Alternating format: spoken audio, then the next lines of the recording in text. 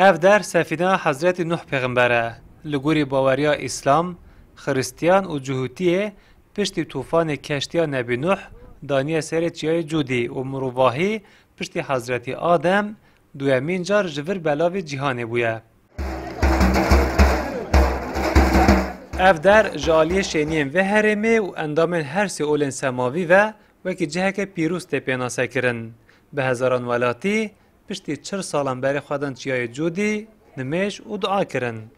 از بین خدا من لوگا و زخوای لوگا حواشتی هرامی جزیره هاتیره. مصلوات صاحب پیغمبر دا علیه الصلاة والسلام دعاش میره مسلمان حمیره کینه. ام شوی پیدا نهات نشیم خدا خوام خوازی چیای جودی دیسا به عینی ویز کنو مکانش بره. ام قصد بکی ام دعا بکی. اف علما دنیای همی شریک ویده. از به چند زون. ویده به انساناتیش ویده زیده بیا پشتی با پیر ما آدم.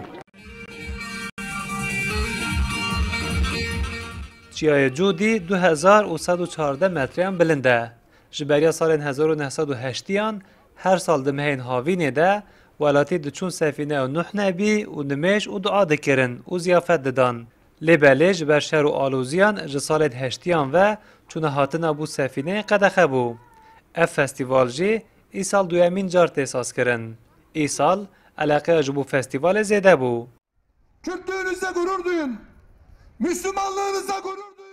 وزیر نافخای ترکیه سلیمان سویلو جی بشتری فستیوال بو و بانگل کردان کر او گوت به زمان او کردایتی خوا سر بلند بن. سیاستمداران جی گوتن به سالان بو مرادا ولاتیان او بوکو سردانا سفینه و جودی مرادان بکن. به وی فستیواله مرادا ولاتیان حاصل بو. اف اساس نه فستیواله. اف مساجی که بارشه یا خوشیه یا براتیه یا همین دشتیه وهانه اینو هزاران کسر بدنه اینو اف خوشی هنه مساج که دنیا همیش کی Par ya avli me çekin. İyi sal par me gutem iyi sal gelişletmiş ki ez naxude ve de mizgefte çebenu ondan sonra ce harne çebence razane ev de tam diye be yani hem kültürel hem de maneviyatış ve Nuh Aleyhisselam ceheviyem ev fedi ate tescillenmişlerin te sıkıntı cenine لگوری را گهاندنا رایداران هر سال ده فستیوال چیای جودی ور اساس کرن.